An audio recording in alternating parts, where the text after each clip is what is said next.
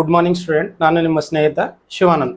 ಇವತ್ತೇನು ಅಂತಂದ್ರೆ ಒಂದು ಆಬ್ಜೆಕ್ಟ್ ಒಂದು ಇಮೇಜ್ ಯಾವ ರೀತಿ ಫಾರ್ಮ್ ಆಗ್ತದೆ ಒಂದು ರೇ ಡಯಾಗ್ರಾಮ್ ಮೂಲಕ ತೋರಿಸ್ಬೇಕು ನಾವು. ನಮ್ಗೆ ಗೊತ್ತಿರೋ ಹಾಗೆ ಏನಂತಂದ್ರೆ ಒಂದು ಆಬ್ಜೆಕ್ಟ್ ಲಿಂದ ಎಷ್ಟು ರೇಸ್ ರಿಫ್ಲೆಕ್ಟ್ ಆಗಿ ಬರ್ತಾವ ಅಂತಂದ್ರೆ ನಮ್ಗೆ ಎಣ್ಸಕ್ಕೂ ಆಗಲ್ಲ. Infinite number of rays are reflected which forms the image. But ಇಲ್ಲಿ ಏನಂತಂದ್ರೆ ಅಷ್ಟು ರೇಸ್ಗೆ ತಗೊಳ್ಳೋದು ಅವಶ್ಯಕತೆ ಇಲ್ಲ. ಅದ್ರೊಳಗೆ ಏನಂತಂದ್ರೆ ಟೋಟಲ್ 4 ರೇ ನಾವು ಕನ್ಸಿಡರ್ ಮಾಡಬಹುದು. ಮತ್ತೆ ಇನ್ನುಳಿದಂತೆ 4 ರೇ ಒಳಗ 2 ರೇ ಮಾತ್ರ ನಾವು ತಗೊಂಡು ಒಂದು ಆಬ್ಜೆಕ್ಟ್ ಇಮೇಜ್ ಯಾವ ರೀತಿ ಫಾರ್ಮ್ ಆಗ್ತದಂತ ತೋರಿಸ್ಬೋದು. ಟೋಟಲ್ 4 ರೇ ಇದೆ. ಅವು 4 ರೇ ಯಾವ್ಯಾವ ಅಂತ ನೋಡೋಣ ನಾನು.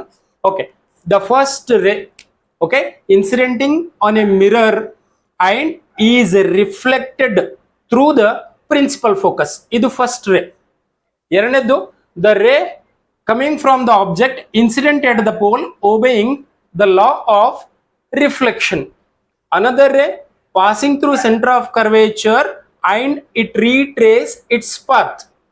Another ray passing through principal focus of the mirror and after reflection passes parallel to the principal axis. So ಈ 4 ರೇ ಇದೆ. 4 ರೇ ಒಳಗ ಯಾವ್ದಾದ್ರು 2 ರೇನ ಚೂಸ್ ಮಾಡಿಕೊಂಡು ನಾವು ಆಬ್ಜೆಕ್ಟ್ ಲಿಂದ ಇಮೇಜ್ ಎಲ್ಲಿ ಫಾರ್ಮ್ ಆಗ್ತದ ಮತ್ತೆ ಹೆಂಗ್ ಫಾರ್ಮ್ ಆಗ್ತದ ಅಂತ ತೋರಿಸಬಹುದು. Thank you.